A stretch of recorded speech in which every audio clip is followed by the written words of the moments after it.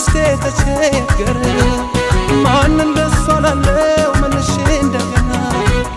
መውደድና ማፍቀር አንድ አይደሉምና መውደድና ማፍቀር አንድ አይደሉምና አሳይተሽኛል የፍቅርን ለኝታ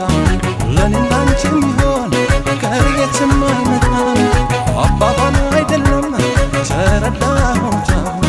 ለካ ሰው አይረሳም የመጀመሪያው